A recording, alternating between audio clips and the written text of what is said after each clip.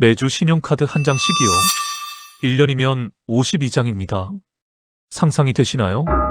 오늘 이 시간에는 미세 플라스틱으로부터 우리의 건강을 지키기 위한 이것의 섭취 방법 알아보겠습니다.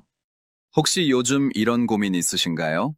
밤에 잠을 푹 자도 개운하지가 않고 소화가 예전 같지 않아서 속이 자꾸 더부룩하고 이유 없이 피곤하고 기운이 없으신 분들 계시죠?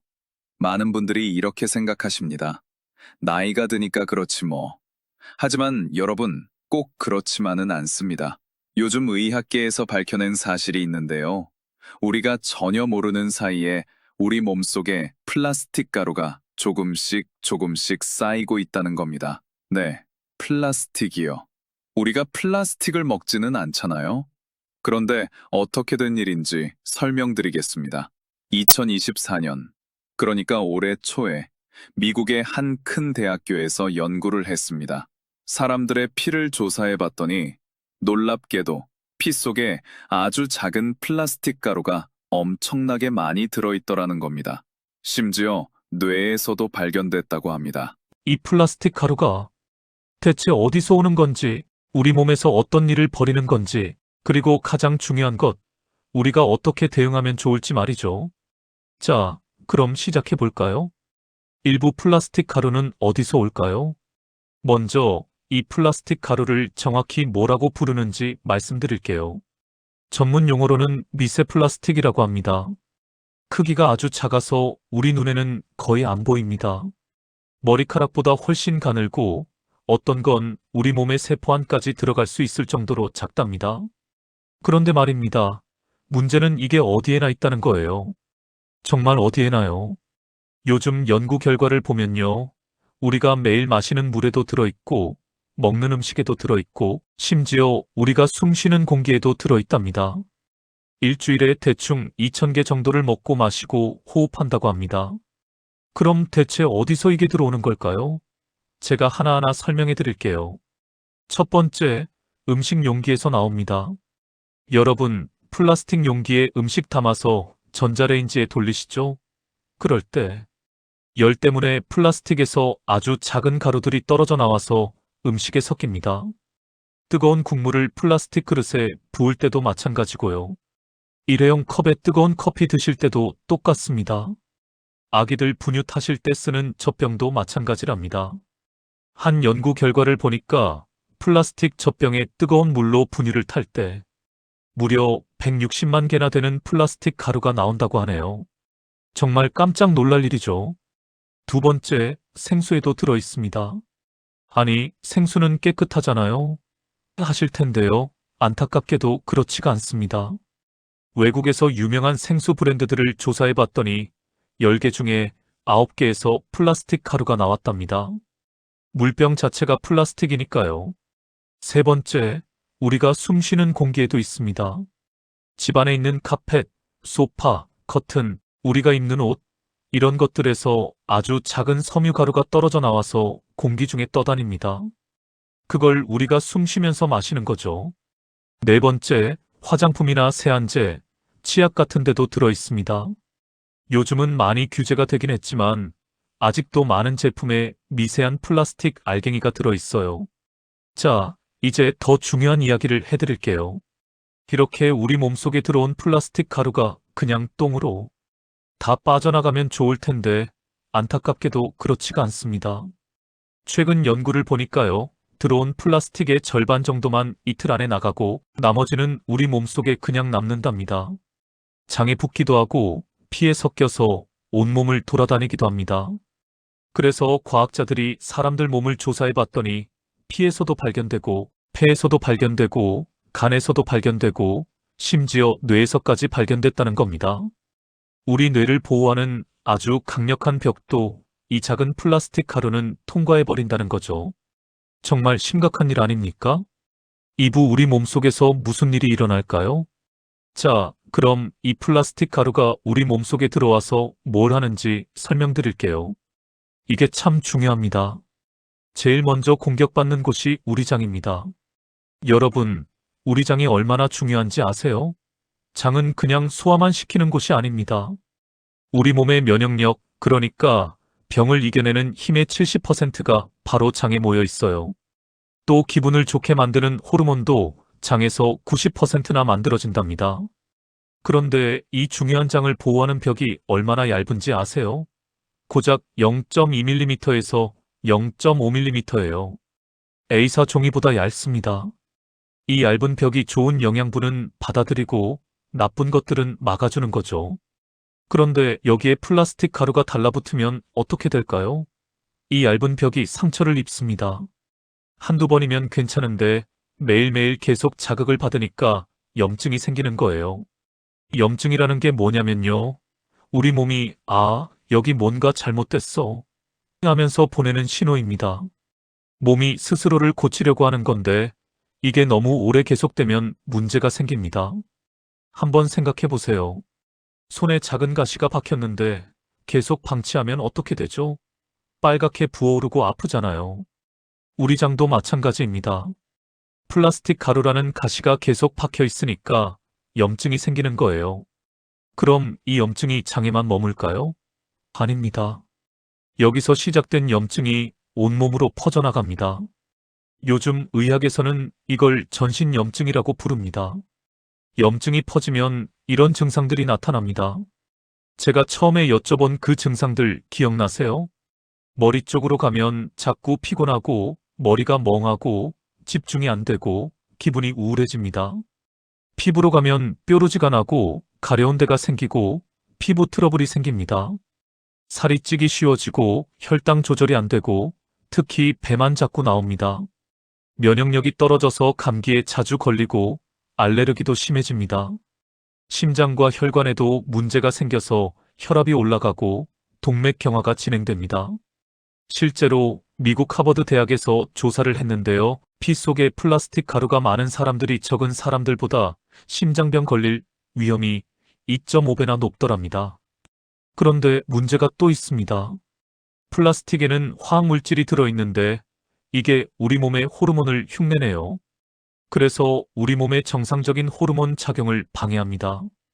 여성분들은 생리가 불규칙해지고 갱년기가 일찍 올 수 있어요. 남성분들은 남성 호르몬이 줄어들고 기력이 떨어집니다. 남녀 모두 갑상선에 문제가 생기고 피곤하고 살 빼기가 어려워집니다. 이제 이해가 되시나요? 여러분이 왜 예전만 못할까? 왜 다이어트가 안 될까? 왜 항상 피곤할까?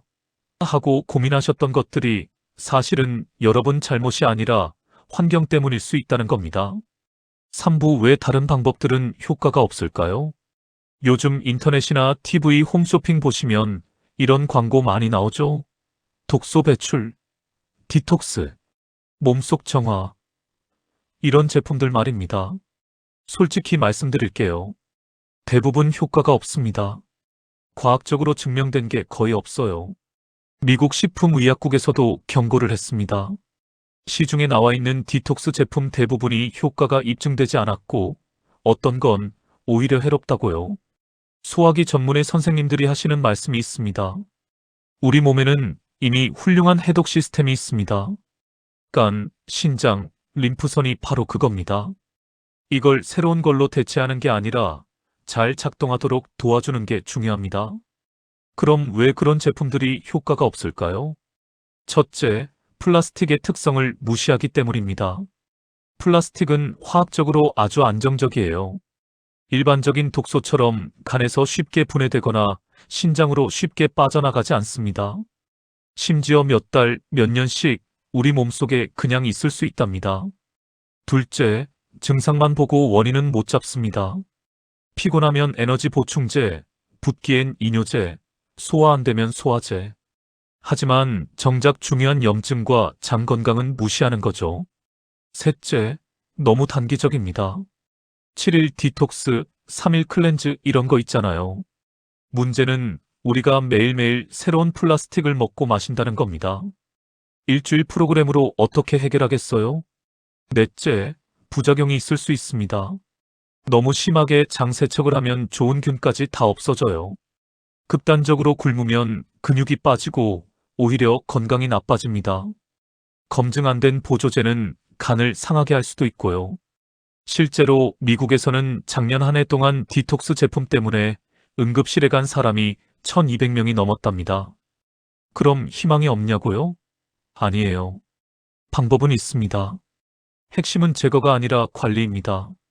과학적으로 입증된 올바른 방법은 이렇습니다. 첫째, 더 이상 들어오는 걸 최대한 줄입니다. 둘째, 우리 몸의 자연스러운 배출 시스템이 잘 작동하도록 돕습니다. 셋째, 염증을 줄여서 이미 들어온 것의 피해를 최소화합니다. 넷째, 장 건강을 회복시킵니다. 다섯째, 평생 계속할 수 있는 습관을 만듭니다. 우리에게 필요한 건 기적 같은 해독법이 아니라 과학적으로 검증되고 오래전부터 사용되어 왔으며 일상에서 편하게 실천할 수 있는 방법입니다. 그런 방법 중 하나가 바로 우리 조상들이 수백 년 동안 사용해온 식재료에 있습니다. 사부 조상들의 지혜. 맹문동이라고 들어보셨나요? 한약재로 오래전부터 사용되어 온 식물입니다. 옛날 한의학 책들을 보면 이렇게 나와 있어요. 조선시대 동의보감에는 폐와 위를 보하고 진액을 만든다고 적혀 있고요. 그보다 더 오래전 중국 의학서에는 갈증을 멎게 하고 마른 기침을 낫게 한다. 오장육부를 편안하게 하고 기운을 북돋운다고 나와 있습니다. 우리 조상들은 언제 맹문동을 사용했을까요? 기침이 오래가고 목이 마를 때, 입이 바짝바짝 마를 때, 속에 열이 나고 답답할 때, 피곤하고 기운이 없을 때, 소화가 잘 안 될 때 사용했답니다. 여기서 공통점이 보이시죠? 전부 몸이 건조하고 염증이 있을 때입니다. 재밌는 건 요즘 과학자들이 맹문동을 연구해 봤더니 우리 조상들 말씀이 맞더라는 겁니다. 맹문동에는 이런 좋은 성분들이 들어있어요. 타당체라는 성분은 우리 면역력을 조절하고 점막에 보호막을 만들어줍니다. 사포닌이라는 성분은 염증을 줄이고 세포를 보호해줍니다. 플라보노이드라는 성분은 강력한 항산화제로 혈관을 보호합니다. 실제 연구 결과를 보면요. 2022년 중국에서 한 연구가 있습니다. 맹문동이 장벽을 튼튼하게 만들어준다는 걸 확인했어요. 2023년에는 맹문동이 염증 물질을 확실하게 줄여준다는 연구가 나왔고요. 올해 나온 연구에서는 맹문동이 몸속의 해로운 활성산소를 줄이고 우리 몸의 항산화 능력을 높여준다는 걸 밝혀냈습니다. 쉽게 설명드리면 이렇습니다. 첫 번째 단계, 맹문동이 장점막에 보호막을 만들어줍니다. 플라스틱 가루가 직접 장을 자극하는 걸 막아주는 거죠. 두 번째 단계, 염증을 줄여줍니다. 이미 생긴 염증을 가라앉히고 과도한 면역 반응을 진정시킵니다. 세 번째 단계, 항산화 작용을 합니다. 몸속의 해로운 물질들을 제거하고 세포가 상하는 걸 막아줍니다. 네 번째 단계, 장 건강을 회복시킵니다. 약해진 장벽을 튼튼하게 만들어주고 장 누수를 개선해줍니다. 그런데 여기서 중요한 게 있어요. 맹문동도 종류가 있다는 겁니다. 생것 그대로와 볶은 것이 다릅니다. 생맹문동은 성질이 차갑습니다. 수분이 많고요. 그래서 소화가 약하신 분들은 부담스러울 수 있어요. 특히 우리 시니어 분들은 위장이 약해지셨잖아요. 그래서 옛날부터 맹문동을 살짝 볶아서 사용했습니다. 볶으면 성질이 따뜻해져요. 소화에 부담도 덜하고 좋은 성분도 더 잘 나옵니다. 속이 차거나 예민한 분들도 편하게 드실 수 있게 되는 거죠. 그래서 요즘은 볶은 맹문동을 진액으로 만들어서 드시는 분들이 많습니다. 진액을 보하고 점막을 편안하게 해주는 식품으로 부담 없이 활용하시는 거죠. 하지만 꼭 기억하셔야 할 게 있어요. 이건 어디까지나 식품입니다. 몸을 편안하게 하는데 도움을 줄 수는 있지만 병을 치료하는 약은 아니에요. 의학적 효과를 보장하는 것도 아니고요. 5부 어떻게 실천하면 좋을까요? 자, 그럼 어떻게 활용하면 좋을까요? 여러분이 가장 궁금해하시는 부분이죠. 언제 먹어야 하나요? 얼마나 먹어야 하나요? 답은 간단합니다. 무리하지 않게 매일 꾸준히 하는 게 제일 좋습니다.